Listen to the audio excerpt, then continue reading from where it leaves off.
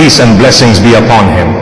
My beloved brothers and sisters, there is a time every single night when the world is asleep.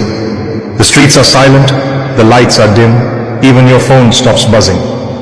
And in that moment of stillness, Allah subhanahu wa ta'ala descends to the lowest heaven in a way that befits His majesty, and He calls out, "Is there anyone asking so that I may give? Is there anyone seeking forgiveness so that I may forgive?" Imagine the Lord of the worlds, the King of all kings, calling you by your name. But most of us are asleep. We scroll through our phones till late night. We get tired, we promise we'll wake up. Just 5 minutes before Fajr, we say. But those 5 minutes never come.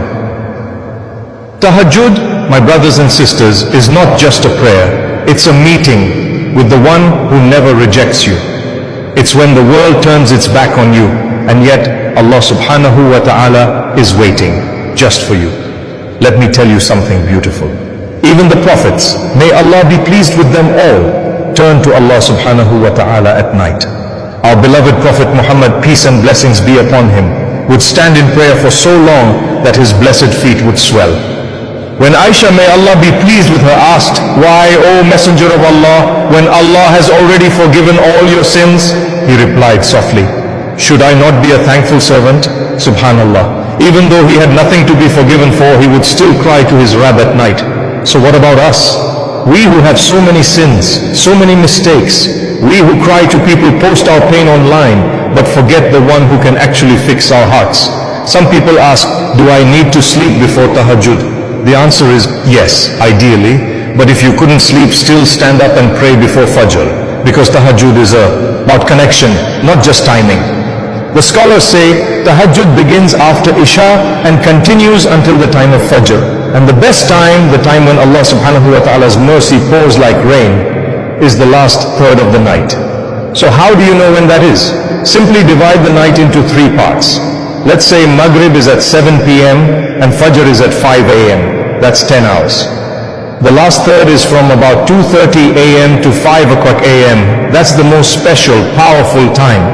And when you stand in Tahajjud, you don't need fancy Arabic, you don't need memorized du'as.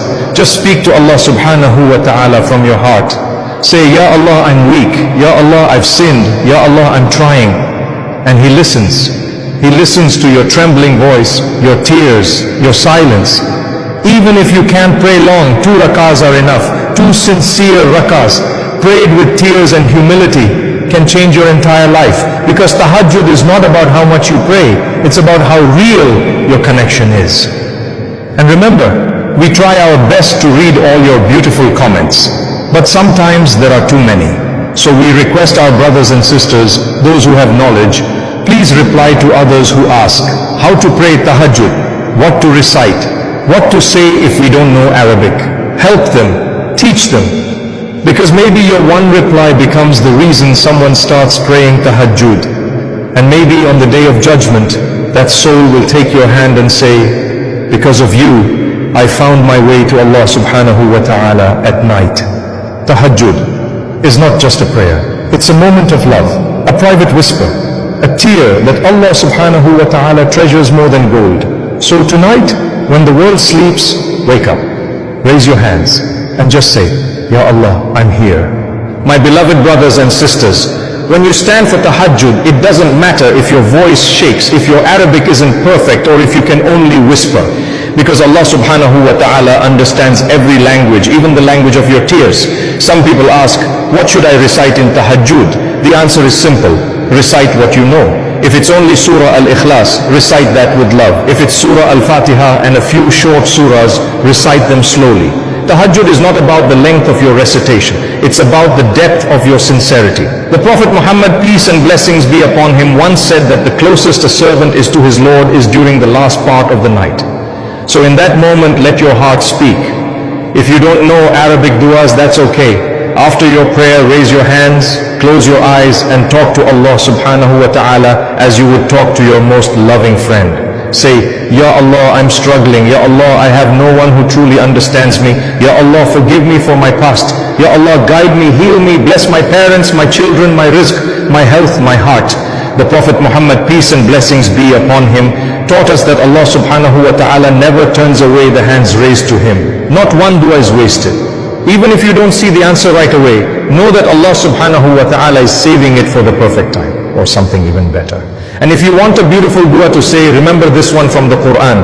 Rabbi inni lima anzalta ilayya min khairin faqir. My Lord, I am in desperate need of whatever good you send to me. Surah Al-Qasas, Ayah 28, verse 24. Say this when you need help, when your heart feels empty, when you don't know what to ask for. Because when you admit your need to Allah subhanahu wa ta'ala, He fills you with more than you could ever imagine. And other powerful dua is the dua of Prophet Yunus, may Allah be pleased with him, when he was in the belly of the whale. La ilaha illa anta subhanaka inni kuntu minaz zalimin. There is no God but you, glory be to you. Indeed, I have been of the wrongdoers. Surah Al-Anbiya, Ayah 21, verse 87. The Prophet Muhammad, peace and blessings be upon him, said that whoever recites this dua in difficulty, Allah subhanahu wa ta'ala will remove their distress. So imagine, in the quiet of the night, you sit on your prayer mat, the world is asleep, and you whisper these words. Your sins begin to fall away like leaves from a tree. Your burdens start to melt, and your heart begins to feel light again. And my dear brothers and sisters, some of you send comments asking, what if I cry while praying? Let me tell you this, that's not a weakness. That's a sign your heart is alive. Because tears in tahajjud are pearls in the sight of Allah subhanahu wa ta'ala. He loves when His servant cries for Him, not out of fear alone, but out of love, longing, and gratitude. The Prophet Muhammad, peace and blessings be upon him, said, two eyes will never be touched by the fire of hell. The eye that weeps out of fear of Allah, and the eye that stays awake guarding in the path of Allah. So cry freely. Because your tears at night will shine for you on the day of judgment, when others are drowning in their own deeds. And to those who keep asking questions in the comments, may Allah reward you. We try to read as many as we can, but sometimes we miss some. So I humbly ask, those of you who have knowledge, who understand the deen, please reply with kindness to those seeking guidance. Because every reply you make, every message you write to help someone understand tahajjud or salah or dua could become your sadaqah jariyah, a reward that continues long after you've left this world. So, tonight when you stand before Allah subhanahu wa ta'ala, don't just go through motions. Feel every word. Whisper your pain, confess your mistakes, pour your heart out. My beloved brothers and sisters, on that great day and the day of judgment, when the sun is brought so close that people will drown in their sweat, there will be a group of people who will be calm, glowing and peaceful. Who are they? They are the ones who used to wake up in the depths of the night when everyone else was asleep and whisper to their Rabb, Allah subhanahu wa ta'ala. The Prophet Muhammad, peace and blessings be upon him, said, the people of tahajjud will have faces shining like stars on the day of judgment. Allahu Akbar. Can you imagine your face glowing with a divine light because you once stood alone in your room and said, Ya Allah, while the world slept? When you used to struggle to wake up, when your body said just sleep, but your heart said no, Allah is waiting for me. Those moments are not forgotten. Allah subhanahu wa ta'ala never forgets. Every tear you cried in tahajjud, every sajdah you made in secret, every whisper of forgive me, Ya Allah, all of it is written. All of it will come back to you as light, mercy and ease on that day. And on that day when people will be desperate for shade, the Prophet Muhammad, peace and blessings be upon him, told us that among those under the shade of Allah's throne will be the one who remembers Allah in solitude and his eyes filled with tears. That's you, the one who prays tahajjud when no one sees, when no camera records, when no one claps, when no one even knows. You do it for him alone. That's ikhlas, sincerity. And sincerity is what Allah subhanahu wa ta'ala loves most. My dear brothers and sisters, I know sometimes you wake up for tahajjud, but you feel nothing. You stand, you pray, but your heart feels empty. Don't give up. Even that prayer counts. Because every time you fight your sleep and stand before your Lord, you are telling Him, Ya Allah, even when I feel nothing, I'll choose you. And Allah subhanahu wa ta'ala says in a hadith Qudsi, if my servant comes to me walking, I go to him running. So never think your tahajjud is small. Even one raka'ah, even two, they are recorded, accepted and loved. And now my brothers and sisters, let us end with a dua that I pray reaches deep into your heart. Raise your hands, Close your eyes and whisper softly, Ya Allah, the one who never sleeps, Ya Rahman, Ya Rahim. We are weak, we are sinners, yet you are the most forgiving. Ya Allah, accept our tahajjud, accept our tears, accept our whispers in the night. Ya Allah, forgive our past mistakes, the ones we remember and the ones we've forgotten. Ya Allah, grant us peace in our hearts, barakah in our rizq, shifa in our bodies, and light in our graves. Ya Allah, make our last breath the best of our breaths, and let our final words be La ilaha illallah Muhammadur Rasulullah. Ya Allah, gather us beneath your throne on the day of judgment, among those who used to call out to you in the dark of the night.